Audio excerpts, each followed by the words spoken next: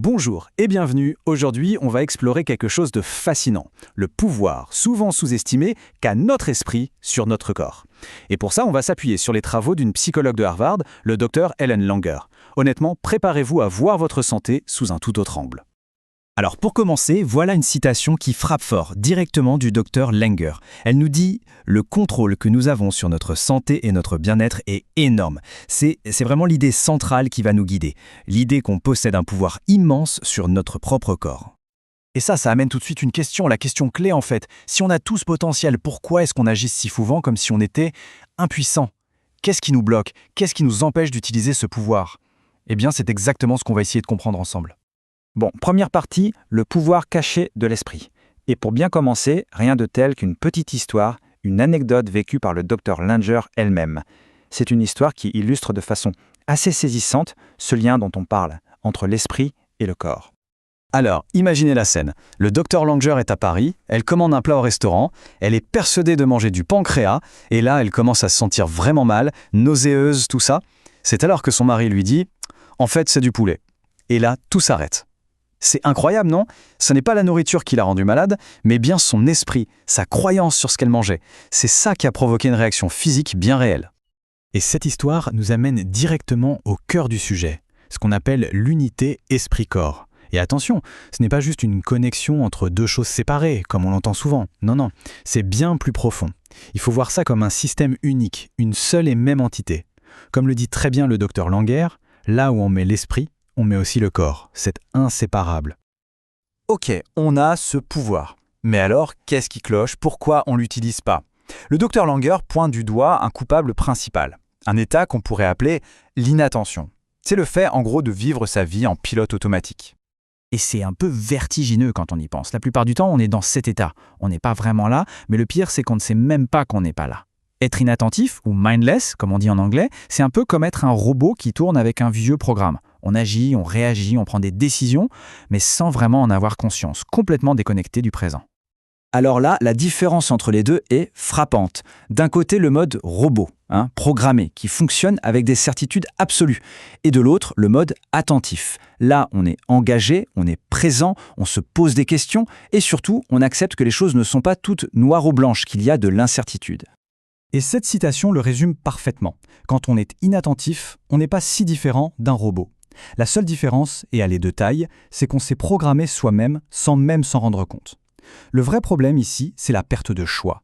C'est comme si on renonçait à son libre arbitre pour laisser de vieux schémas dicter notre vie sans aucune authenticité. Bon, assez parlé du problème. Passons maintenant à la solution, celle que propose le Dr Langer. Et c'est là qu'on découvre un tout nouveau genre d'attention, qui est vraiment loin, mais alors très loin des clichés qu'on a tous en tête. Parce que oui, le Dr Langer insiste beaucoup là-dessus. Ce qu'elle appelle l'attention, ça n'a rien à voir avec la méditation. Pour elle, la méditation, c'est une pratique qui nous met un peu en retrait du monde. Son approche, c'est tout le contraire. C'est une façon d'être qui nous engage pleinement dans le monde, en remarquant activement tout ce qui se passe autour de nous. Alors comment on fait pour cultiver cet état d'attention? Eh bien, le secret, le cœur du sujet, c'est d'apprécier le pouvoir de l'incertitude. Il faut juste reconnaître une vérité toute simple, mais super profonde, tout change tout le temps. Rien n'est figé et tout dépend de notre point de vue. C'est en acceptant cette incertitude qu'on trouve la clé. Et pour illustrer ça, il y a une autre anecdote géniale. Un jour, un ami demande au Dr Langer de surveiller son cheval et lui dit qu'il va lui chercher un hot dog. La première pensée de Langer, c'est une certitude. Les chevaux ne mangent pas de viande. C'est une règle absolue, non? Sauf que le cheval a mangé le hot dog. Et là, c'est la révélation. Tout ce qu'on croit savoir, nos certitudes, ne sont en fait que des probabilités. Et quand on accepte ça, c'est tout un monde de possibilités qui s'ouvre. Ok, la théorie, c'est bien beau, mais passons aux preuves. On va maintenant regarder deux études du Dr Langer qui sont devenues ultra célèbres et franchement assez convaincantes. La première, c'est la fameuse étude counterclockwise, qu'on pourrait traduire par remonter le temps. La question posée était, disons, audacieuse. Est-ce que notre état d'esprit peut littéralement nous faire rajeunir? Alors, le protocole, il était simple mais absolument génial. On a pris un groupe d'hommes d'environ 80 ans et pendant une semaine, on les a fait vivre comme si on était 20 ans plus tôt. Tout, absolument tout dans leur environnement, la musique, les journaux, les discussions étaient conçus pour leur faire croire, pour leur faire sentir qu'ils avaient 20 ans de moins. Et les résultats, franchement, ils sont stupéfiants. En moins d'une semaine, et je précise, sans aucune intervention médicale, leur vision s'est améliorée. Leur ouïe aussi, leur mémoire, leur force. C'était mesurable. On a même pris des photos avant et après, et ils paraissaient visiblement plus jeunes.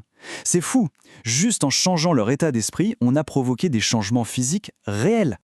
Allez, on passe à la deuxième étude, tout aussi parlante. Cette fois, ça concerne des femmes de chambre dans un hôtel.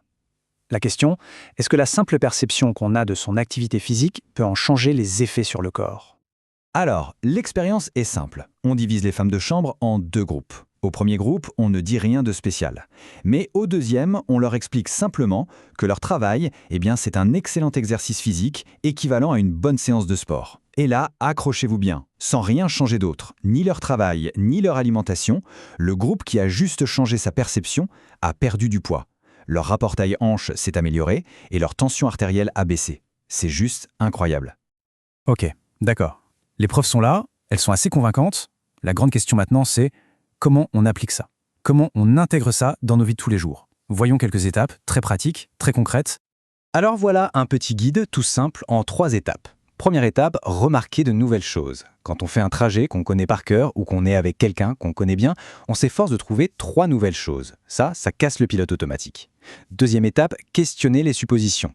Comme un enfant de 3 ans, on demande pourquoi ou qui a dit ça à propos d'une règle, d'une croyance. Et enfin, troisième étape, recadrer les événements. Face à un stress, on se pose la question « Ok, comment est-ce que ça pouvait être un avantage ?» Ça change complètement la perspective. Finalement, le grand message à retenir de tout ça, c'est que les choses ne sont pas figées. Rien n'est écrit d'avance. La vie, c'est ce qu'on en fait à travers notre état d'esprit. Le pouvoir, il n'est pas dans les événements qui nous arrivent, mais dans la façon dont on choisit de les interpréter, de réagir. On a tellement plus de contrôle qu'on ne l'imagine. Et je voudrais finir sur une dernière pensée, une question un peu provocatrice. Et si, au final, le véritable pouvoir, ce n'était pas d'avoir toutes les réponses, mais plutôt d'accepter l'incertitude? Et si le fait de ne pas savoir était en réalité la forme la plus puissante de savoir, celle qui nous ouvrira une infinité de possibilités?